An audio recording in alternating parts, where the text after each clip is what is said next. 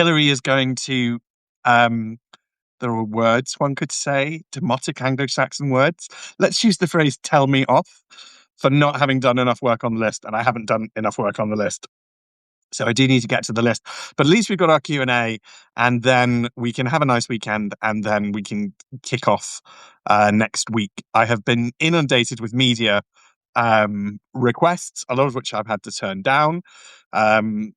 It's now coalescing into the idea that I'll do an hour on Tuesday for talk, half an hour on Wednesday morning for Mike Graham, and then an hour, or possibly half an hour, which would suit me better, and maybe an hour on Wednesday for talk again. The media is always changing; they are constantly changing their formats. So we'll just bear with me. Denise is back, and I want to know Denise's story of how she got back, because this sounds amazing. It sounds like Denise beat the system, which is fabulous because we all need to know how to beat the system. And it's just lovely to have Denise here. Hillary's here, Debbie's here, Catmint's here. But Denise, you are undoubtedly the star of the week, without question. How did you beat the system? How did you get around it? And I had to go to a very secure office block this morning where they gave me a pass. And then when I popped out to grab something for lunch, I forgot it because that's what I do. And then I got back into the very secure, allegedly very secure building by just being very polite and nice, saying thank you to the receptionist. Didn't even mention that I wasn't showing them my pass. Just chatted briefly and walked through security, because we can get through things, can't we, Denise? And we need to know your tale. In fact, Denise, if you want to write me a long note on what you did, I'll post it as an article just in praise of Denise, hopefully to encourage the others, and so that the community can feel that we absolutely can get things done. We can get things done. We are not powerless. They love to imply that you're powerless. Again, always think of them like, that adult who hasn't got any sweets come Halloween, who's hiding behind the sofa when the callers come, when the doorbell goes, hoping that everyone will go away. If you go away, you don't get anything. But they are scared of us, as they should be. And we must go on this. Well done, Catmint. All power to everybody who does anything. Good to see Jane. Good to see Elizabeth and William. And another Jane. Loads of Janes. We're drowning in Janes.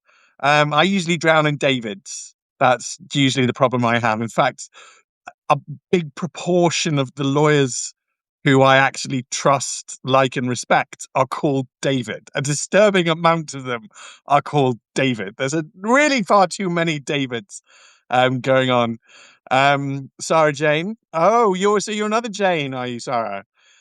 Jordan has joined. Jordan had a question, so we'll get to that.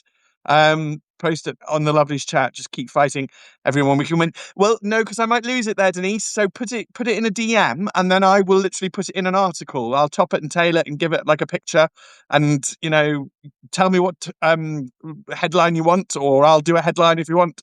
Let's get this message really out there, and then it can be a Substack article, free to read Substack article of what you did and how you beat the system, with all credit to you. And you could be named or not named depending what you want, Denise, because you're the hero.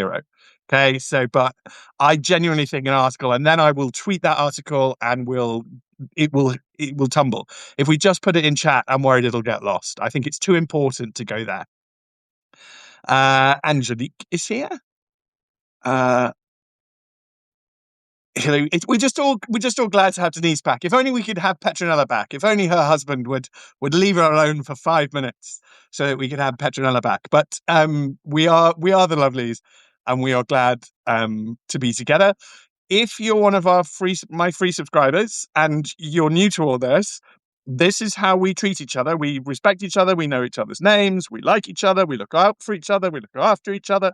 I tease Hillary sometimes. Hillary then does all the work. It's great. We are a community. This isn't really about me. There's quite enough things about me in the media and in social media.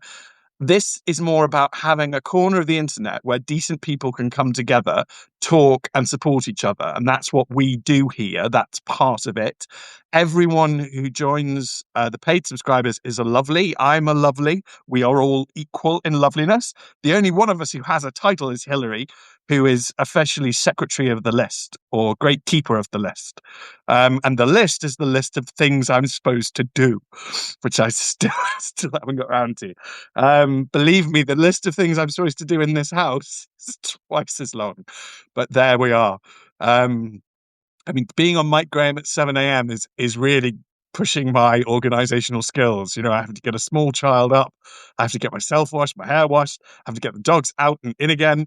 Have to get the dogs docile. Have to feed the said small child. Get a portion of fruit or veg into said small child because I'm obsessive.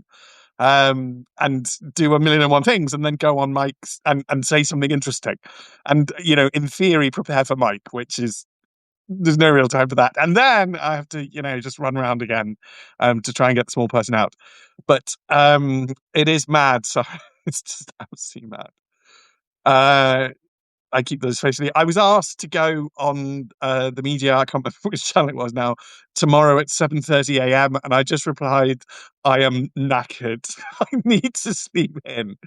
And I'd like to just this. I'd like this is a weekend with small person, which are always the much more valuable weekends. My dad's going to come over. We'll do the Sunday lunch at the place we always go, which knows us, has lovely people.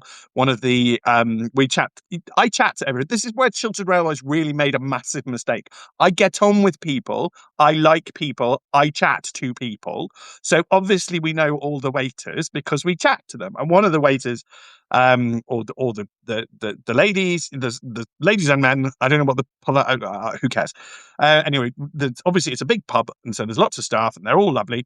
But one of them has a baby girl. He has a little baby girl, and I love babies. I don't care whether it's a baby girl or baby boy.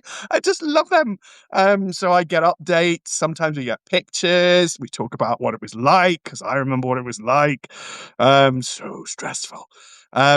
So that's the weekend, and then next week I actually have to do something, or Hillary is going to beat me bloody. And that's no one's gonna enjoy that. So we must get more done. And we will get things done on the list. But that's just to explain to free subscribers what we are and what we're doing. Again, we are a special corner of the internet where lovely people come together and support each other. That's what we are. Lots of chat. Everybody's talking. The dogs. Dogs are so much work. I love dogs. I love my dogs. I think obviously you love your dogs more. But God, dogs are so much work. You compare it to a cat, it's unbelievable. A cat is just like basically a house guest who looks after themselves. Hillary is promising not to batter me, which is great, but I must do the list. I really must do the list. At least two things. Let's get two things off the list in the coming week. Right. I've titled this about Starmer and his betrayal of our veterans because I really worry that people are missing the depth of this. Not only did he voluntarily take a case to persecute a veteran, that's okay. We barristers have to take cases to do things, whether they like it or not, unless we're not paid. He wasn't paid. So he chose to try and persecute a veteran. And they completely failed. And so he just made a man's life hell for years, lots and lots of unnecessary stress. And he's doing it for free. He's volunteering to do this. And because we are self-employed and there are only so many hours in every day and only so many court appearances that you can possibly attend to, courts have holidays and rest periods, or at least the courts, they do. So there's only so many days. So he's literally, he not only did that, he gave away money. So he lost out on earning tens of thousands of pounds, which as far as I'm concerned is a donation to the idea that you persecute our veterans. Now, I think certainly all of us here, because we're lovelies, will just think that's horrific. You know, I can't tell you how many remembrance services and remembrance Sundays I've done and gone to, and you stand there and you solemnly think about those service men and women who lost their lives. You know, I can't believe how many died in all of our wars. The idea that you would persecute our veterans strikes me as utterly sinister. It's evil. It's perverse. And to volunteer money and time to do it. I simply think Starmer is a very, very bad person. I think he's evil. I think he's demented. I have nothing in common with him. I don't ever want to meet him. If I did meet him, I don't think I'd say anything polite. I have nothing but contempt for him, and Lord Herm is exactly the same.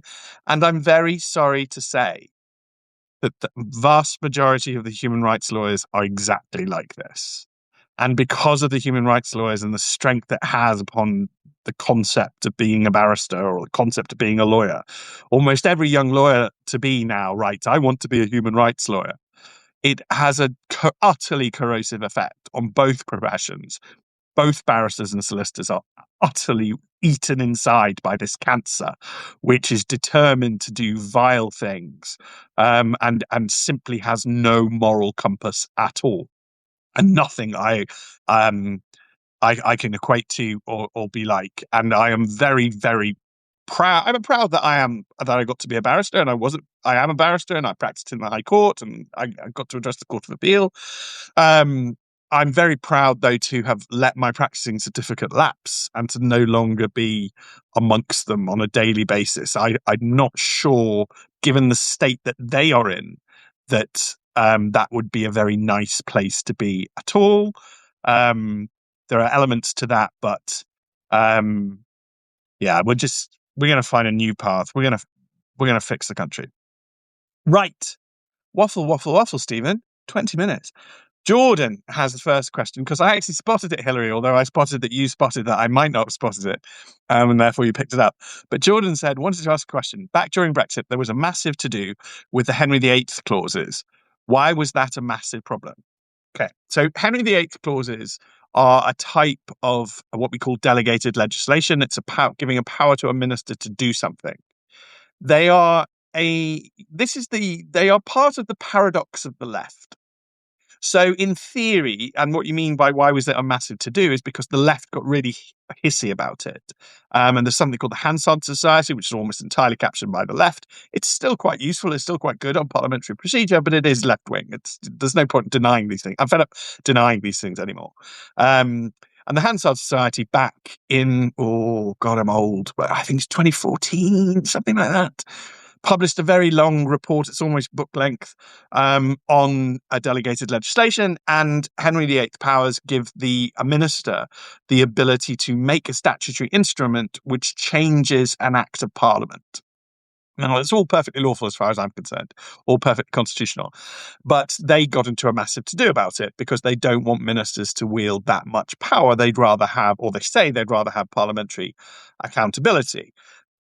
They often bang on about this when there's a prospect of a right-wing government. They really want ministers accountable to Parliament when there's a danger of a right-wing government. I've not seen any complaints about Henry VIII powers under a left-wing government. They're just so you know, just for your radar. They're not necessarily a problem. They are part of our constitution. But the other irony, Jordan, I'd flag, is that Henry VIII clauses and delegated legislation empowering ministers is entirely down to the EU.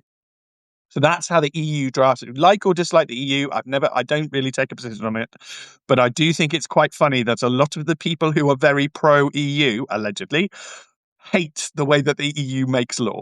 But the EU, every time, and in its defense, because it's legislating for 28 member states then, 27 member states now, it just passes laws that usually say the minister shall have the power to do this. The minister will do this. And then it hopes to hold governments to account. The EU is structured legally on the idea that everybody will have a president. That's one of the ways we just don't really fit with it. That doesn't really work. And therefore, through the president, to whom all the ministers are accountable, the EU can hold a nation state accountable. It's much easier for the EU to have a personal conversation with the president about, oh, we don't think your ministers implemented this stuff on energy policy, than it is to have a conversation with us, because we're like, oh, well, but Parliament hasn't done it. We're just a different system. And this is just how they operate. But the greatest irony is that all the people who whined most about Henry VIII clauses all support the EU, which is the greatest source of Henry VIII powers in the last 30 years. I think there was a speech, God, this is testing my memory, but I think Lord Judge, when he was Lord Chief Justice, gave a speech in 2010 saying that 120 new Henry VIII clause powers had been made in the preceding Parliament.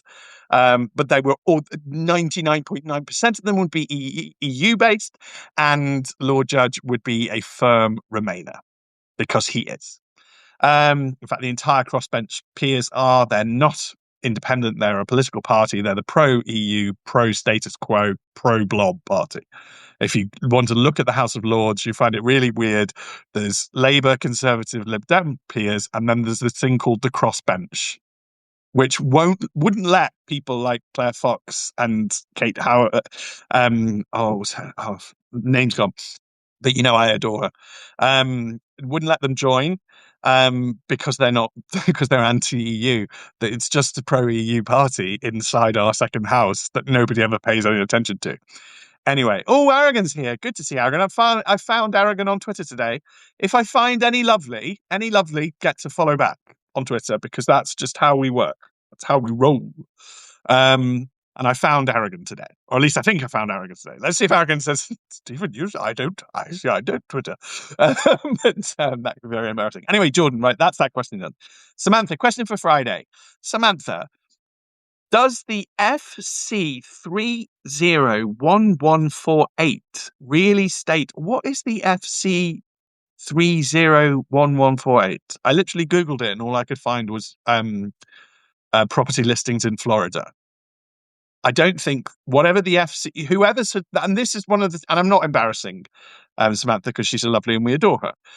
But we just all need to be aware that there are people on the internet who say really weird things about the Constitution. And I think we should have this golden rule, which is by almost do what Samantha does and ask me, because I will not lie to you about what the Constitution is. And we'll get back to that. That's another point that's going to come up later. But also just have some skepticism. If it's too good to be true, if it sounds fantastic about the Constitution, it's probably wrong. Probably wrong. I don't know what FC loads of numbers is purporting to be. I would bet you money it's a charlatan, probably on YouTube, who's going around spreading some nonsense like the Freeman of the Land. That's also nonsense. And the other people who say simple nonsense about the Constitution. I'm this close to falling out with Andy the Gabby Cabby because I don't lie on the Constitution. Okay, it's really important that I don't. It's really important that I get it right. Anyway, hopefully, Samantha, that is enough for you.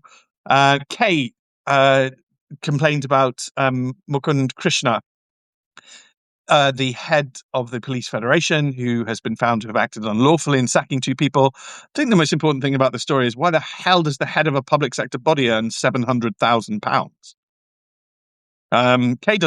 Kay, I think, is baffled by the whole thing, so it doesn't ask a specific question. But I would suggest that's the more important one. He claims to represent more than 130,000 serving police officers. I mean, this is unions for you. This is unionism. When I was a young man, in our first year, we all went down to watch the Oxford and Cambridge boat race. And one of our friends, his parents, had a flat in the Barbican. So we all stayed there, like about 18 of us in a flat. So, we're young people, that's what happened. And we were just one floor below the top. And so it was like, oh, who lives in the penthouse? It's like, oh, Arthur Scargill. The left is often just a way. Was it, Sarah? This regards Andy Cabby post. Seems so emotional. What she said. No, don't worry. Andy's just a bit too enthusiastic about the Constitution. It really can't do magic. But anyway, Arthur Scargill was in the top of that block. I find it ridiculous that somebody in charge of the Police Federation, which is I'm going to start using this phrase, non-jobs for non-entities. You're going to see that a lot. I'm just going to keep saying non-jobs for non-entities, because at the moment, our entire society, its only purpose is not to provide healthcare, not to provide education, certainly not to provide policing, not to provide defence, not to have a border. The only purpose of our country, which is a very wealthy country, is to provide non-jobs for non-entities. And that's something that I'm going to keep pushing, and you're going to keep hearing me say. And, the establishment will hate it, but let's face it, they already hate me. I have nothing to lose, and I just want to have my own self-respect. Hillary's happy with good. Oh, Denise had to deal with Arthur Scargill back in the day. He was an unbecoming, discourteous man. Well, the types of people who finch and half-inch loads of public money usually are. As I always defend people on the left who I adore, and I've always had, from that period, I always had the deepest respect for Tony Benn. Far better man than Arthur Scargill ever was. Mick says, my question, isn't donations to a party a conflict? I'd be more than happy for parties to be solely tax funded with set limits for various things for a party to operate. Would you, Mick? So what we do is we don't traditionally allow that, because much of how our system is built is to prevent socialism. Okay? If you have political parties funded by the state, and by the way, this story I could have made, there was a leak about Liz Kendall selling a dinner with Liz Kendall or something for like £30,000. And that was, a tweet sent out, and I could have gone, oh, this is awful. And I looked at it and went, if we're going to have privately funded political parties, that's how they raise money. But that's fine, as long as they're not giving peerages or saying to people, I'll make this law or that law. As long as it's just come and have a selfie with in an exclusive, and an hour long dinner. That I really don't have a problem with that, Mick, because the alternative is state-funded political parties, which will inevitably mean that the Labour Party will have all their supporters in charge of that, which inevitably means there will be dirty tricks and shenanigans. We're already seeing the way that the left are willing to how far they are willing to go, and I think it's a really bad idea. I also don't really want our hard-working taxpayers' money spent on political parties. As far as I'm concerned, our constitution is so old that we predate political parties. Political parties are really just for the administrative purposes of the House of Commons, to prove which person can command the confidence of the House. I have no real interest in political parties. I don't, and I've moved one recently. But none of them has a right to exist. None of them has a right to live forever. None of them has a right, as far as I'm concerned, to public funds at all, apart from all the other dangers and risks. They're just what they are. Come or go. They are what they are. I'm not pledging to fight and die for a political party. That's where I think we need to change this stuff. I think we need to end sectarianism in politics and the extremists that's going on. And I think that will happen, because the party I've joined looks as though it's trying to reach across quite broadly. And there might be all sorts of people who end up in it. And as long as they're good people, I'll be glad. I make it very clear that I adore Claire Fox and think the absolute world of her. Obviously, we don't agree on a lot, but that doesn't mean I don't think the world of her. We can bring good people together. We fought the last war as a coalition. People forget this. Anyway, good question, Mick. Where are we? Martin, can Starmer be prosecuted for treason? Now, Martin, we don't want to go too far down this trap, because we don't want Starmer able to say that things were said on social media and in the media that means that no trial against him can go ahead. Okay, it's really important to not give Keir Starmer any defence. So all we're going to say, Martin, is that I think various potential events and activities will need future investigation. And I think this is a government that will see investigations in future. I do not wish to prejudice any trial against any of them. They are all innocent until proven guilty. And I'm not even calling for prosecutions. I'll just call for investigations. But let's see, Martin, because I think that's where we are. Charlie, don't you ever get tired of so-called unwritten constitution, where Parliament can basically do whatever it likes on a Tuesday afternoon and call it democracy? Wouldn't we be a hell of a lot better off with a nice, clear, written down constitution? Now, I think Hillary answered this partially for you, Charlie, which is that we can't have a written constitution. Okay, so I don't like one. I wouldn't want one, and we can go through what I see as the negatives of one, which is a lot of what happens in America, using courts and judges as though they're some sort of magically independent creatures who can make political decisions, all of which I don't like. But ultimately, we can't have a constitution because the only way we could create a constitution would be by act of parliament, and a future parliament could destroy it. The only constitution we have is Mount Doom, where anything can be forged and anything can be destroyed. It's beautifully simple. I don't get fed up of it because I think it forces us to grow up, and I think we're in a period where we're going to be forced to grow up again because we've been far too asleep and far too childish for far too long. This is our democracy. We have to take part in it. That's why I'm very proud of Denise and others who organise. You've got to talk to your neighbours. You've got to know who your MP is. You've got to know who your councillor is. You've got to get numbers. You've got to write to them. You've got to make them afraid of you. You've got to intervene. The answer is not, oh, some lawyer will save me. A judge will come. No, it's never the answer, because that person, when push comes to shove, you won't be able to trust them. And all on that, I only raised Lord Justice Bean on the Epping Bell Hotel case, which I think is absolutely shameful, ridiculous. I think it's the reasonings of a at best brain damaged toddler. But I note that he was head of the Fabian Society, and therefore not merely because he's not intelligent enough to have heard the case, I don't think he should have heard the case. And you just can't trust judges. When push comes to shove, it'll be somebody who's on the side of the baddies. In Hitler's Germany, they didn't need to recruit new judges when they switched from the Weimar Republic to Nazi Germany. They sacked the Jewish ones, obviously, because they're evil, but the others just carried on working, carried on doing their stuff. They didn't need to suddenly recruit or create lawyers. Lawyers are not inherently good people. I mean, I've had to deal with this for a very long time because I think I am a nice person. I don't think I'm a nice person when I do law, because law isn't nice or bad inherently. It's just law, and you can have good and bad legal systems. So, Charlie, I don't get fed up of the so-called unwritten constitution because I think it makes us into grown-up and useful members of society. I think you can say for 30 years we've been sleeping, but I think push is coming to shove. John says, should the next Advanced UK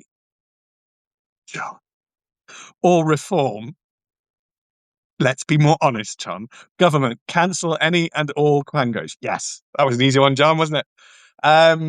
And I'm not being flippant. Of course they should. Quangos and this entire system is a way of taking power out of Parliament, bleeding the lava out of Mount Doom and putting it in places where you can't see it being used by people you don't know, who are unaccountable yet seem to cost an awful lot of money. Get rid of it all. Get rid of it all. Get rid of it all. Sai says, good day, Stephen and fellow lovelies. Tuesday the 27th of January was Holocaust Memorial Day. Modern historians agree. And Sai goes on to recount the details of the genocide, which is appalling, but the largest group was Jewish. And the BBC and apparently three separate other broadcasters. Oh no, in three separate broadcasts, the BBC quoted the 6 million figure but removed the reference to Jewish. And Sai asks, do I think that the BBC is institutionally racist? Yes, I do. I think it's unavoidable now. And I think if we had any sense, and the next government, I urge, simply send in I don't need an inquiry.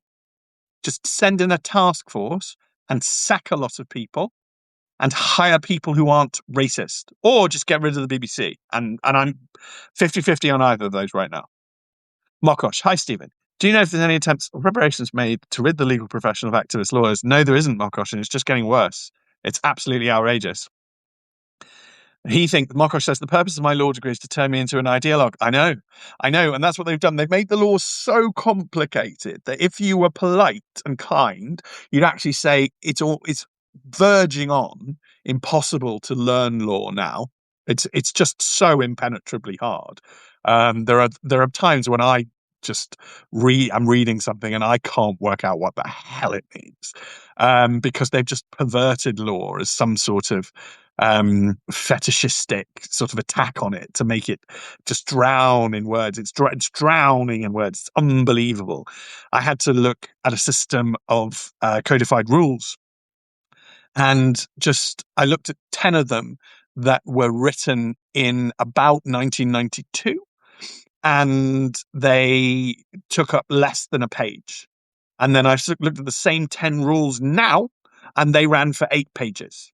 This is when I talk about this stuff, it's the sheer physicality of it.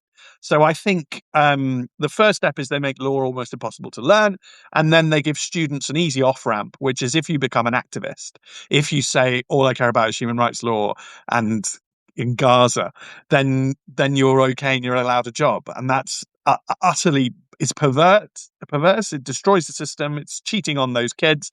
It's betraying them, and it's just bad. But that's where we are now. We're in a socialist system, and it's evil. I can still remember 6 years ago thinking, Stephen, you can't say it's a socialist system because everybody will call you mad. Nobody's calling me mad now because we're in a socialist system. The question is, how do we get out of it? Sigh. And forgive me, Stephen, for I'm about to say, because he's doing a second question. We said that we cannot wield the ring, but out of curiosity, is the term gammon a derogatory reference based on person's skin color? Yeah, I think it's racism. But again, we're in a socialism where they want two-tiered outcomes. It's not by accident, it's by design. It's how they fetishistically get off on it, but it's also how they prove that they're in power. They want you to not be able to complain about gammon, and they want to be able to be racist themselves. I'm terribly sorry, but I think the N-word is racist no matter who says it. That's a really important point. And they try and say, no, the N-word is not racist if certain people say it. No, that is inconsistent application of rules. That is two-tier justice. That is not on. We must go back to single application of rules. But as you know, and as I teased, I'd probably just get rid of all racial-based laws anyway, because we're not racist. And the way we deal with, if anybody actually was a racist, the way that we deal with it is morally in society by damning them and, absolutely cascading them, getting Hillary to clip them around the ear. We don't need all these laws. We can actually deal with stuff as grown-ups ourselves. And that's what I'd much rather see.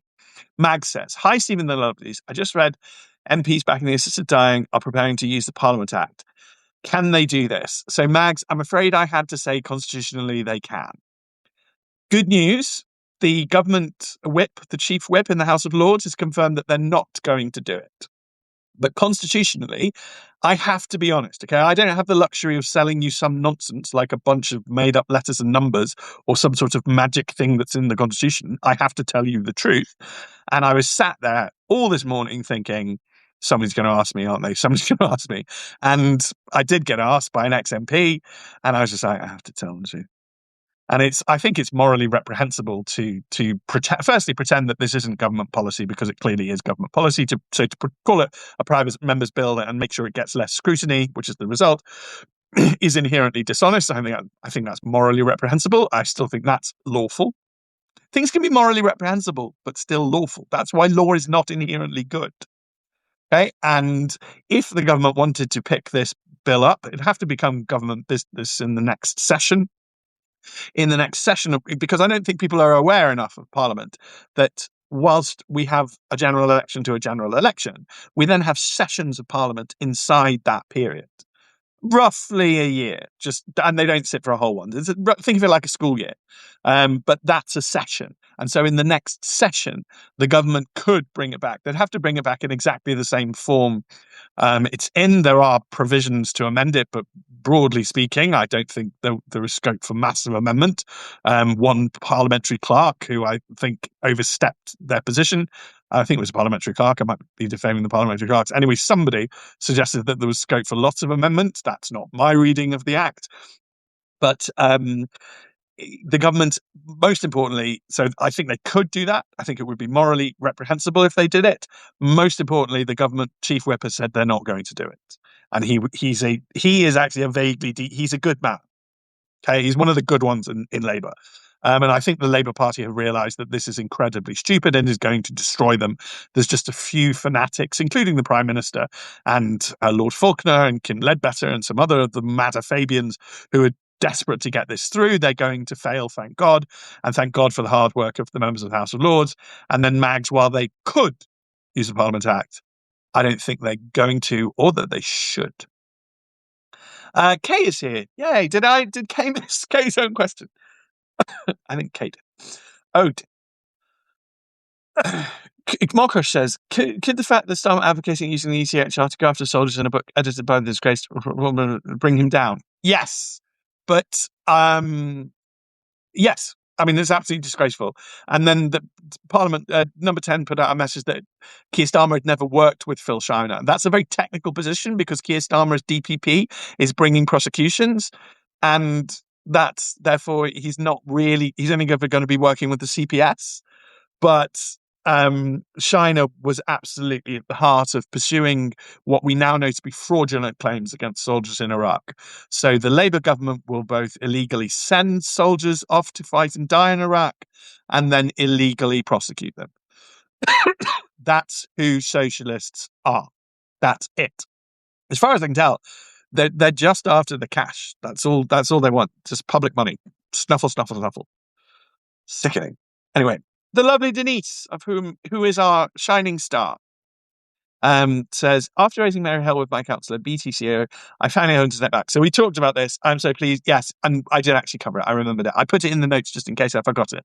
And Denise is going to tell us how she won, and we're going to know. Martin, this one on questions rescued by Hillary. A question rescued by Hillary is one that does not go in the official thread. Please put questions in the official thread. It makes my life easier and it makes Hillary's life easier. But Hillary is marvellous at rescuing questions. For Martin, she says, is the government forcing people into contracts with third-party software providers, making attached digital software illegal? Governing and setting fines if you don't enter into these contracts, which I believe is illegal under UK law. No, it's not illegal, provided it's got a statutory basis, Martin. The government can do anything. Again, this is back to the fact we need to go back to a much more mature understanding of morals and what the government should do and really stop worrying about the law. The law can be changed to be whatever any government wants it to be. Therefore, the question is not, is murdering firstborn sons illegal? If the law says it's legal, it's legal. The question is murdering for firstborn sons so morally reprehensible that we're going to do it, Denise, and actually take political activity and grow up and own our society? We must own our country. It is ours. Right. John says, thank you, Stephen. Greetings to all the lovely. I'm sure this has been covered before, but the Home Office, in spite of its faces stressful prosecutions against legal immigrants, is there nothing that can be done? And he wants to personally prosecute the Home Secretary for letting in illegal migrants. I need to think about this more broadly. I've often said Crown immunity, but I think we're getting to a point where we probably are going to have to do something about the failings of the Home Secretary. I don't want to go into too much detail, and successive Home Secretaries or Homes Secretary, because again, I don't want to give any of them the defence that a trial against them has been pre-prejudiced. But again, John, I think that's one of the ones we need to look into. Wendy, Stephen, do you anticipate a successful delay on the building of the mega spy embassy? I don't really, Wendy, because the entire process was exhausted and then the government went around that, and I'm not sure where anybody goes. The embassy, and again, we don't look to law. The embassy should not have been built, and I'm afraid the Conservative Party should not have sold them the land in 2018. But the Labour Party should definitely not have given them permission. Both are bad. Uniparty bad. And finally, you're all arranging a meetup, aren't you? Bless you. We need to have one day. We'll have our party. Which for free subscribers that's not a political party. We literally want to have a party, like a party with nibbles. Stuff would be great. It'd be great. Fine. We always save Hillary till last. So it is Hillary. Ministers are preparing new legislation that would allow Britain to prescribe Islam's Revolutionary Guard Do they need legislation for this? No, Hillary. I think that's just a journalist not understanding. And the legislation already exists. The Home Secretary just makes an order. It's really easy to do. I don't know why they're making such a faff about. I'll have to prepare it. Oh, you might have to do some typing, love. I will get on it. Typey, signy, stampy. Go. You mean you could do it in 20 minutes, Hillary? It's not. They're just making a rigmarole out of it because they don't want to prescribe Iran's Revolutionary Guard because they're on the side of Iran's Revolutionary Guard because they're communists and wrong-uns together. Right. Hillary wishes me a good week and doesn't tell me off. Out of curiosity about the sophistication of AI's understanding of UK constitutional law, I asked AI, oh no, Hillary, you didn't. Do not ask. Stop asking Tamagotchis legal questions. Stop it. Sorry, Hillary, that must have been somebody else. But yeah, I've got to your AI question. It just all got bundled up as you. What are the advantages and disadvantages of an uncodified constitution? It told me these things. Is it correct? The advantage of an uncodified constitution in the UK include flexibility and adaptability, allowing it to evolve with changing societal values. That's okay. It's a bit vague, but sure. Disadvantages include potential for ambiguity.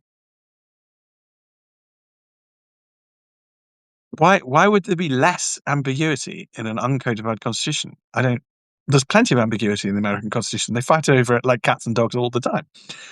Vulnerability to manipulation. Don't get that. As there is no single document outlining the rules. Or what? So we're so stupid that we can't look at 3 documents, or however many it is. AI is a waste of time. It's rapidly morphing into everybody's favourite plodder at university who's destined for a 2-2, where it says, on this hand, that, and on the other hand, that, and then goes, which I used to mark exam scripts for both a university of repute and as an external examiner for a university of an awful lot less repute. And I hated essays that just went, on the one hand, this, on the other hand, that. And that's what Grok is and AI is morphing into, because it's not artificial intelligence. Intelligence is a gift from God. They can't create it in a laboratory. They can fake it. They can lie. They can create fraud that looks like it's intelligence. And that is like, well done. But it's not intelligent. It's not intelligent. It's not consciousness. Question 2 from Hillary. A Muslim activist convicted for his role in armed terrorist park is seeking election. I know. Should convicted terrorists be stopped from standing as candidates for parliament? We do have rules about criminality in parliament. I was going to look it up. It's not actually parliament he's standing for. It's council. But I still think that there are rules that he may well be in breach of. I think for local elections, I probably wouldn't have that rule for MPs, just because if a criminal tries to stand to be an MP, I think it's more important that we notice that something's going deeply wrong in our society. Can existing legislation do this or be updated to do this? Yes, existing legislation can do both. They can always get rid of it later on. And I'm pretty sure there is existing legislation about councillors. So I don't really understand what's going on with it. But that does strike me as an absolute disgrace. Right. I've waffled way too long. Does anybody hear Grok use it? I use Grok to make rude images of the Prime Minister. There's nothing wrong with using Grok for certain things. Just don't ask it law, or you'll just get the plodder 2-2 answer. You just don't, on the one hand, this, on the other hand, that. It's just no good. Right. Sectarianism is a danger. Yes, it is, Hillary. Yes, it is. CJA has joined just as we are finishing. So poor CJA, but they will be available on Catch Up. I hope everybody goes and has an absolutely fantastic weekend. I'm going to go down and watch more Simpsons with Small Person. Bye! Congratulations, Denise!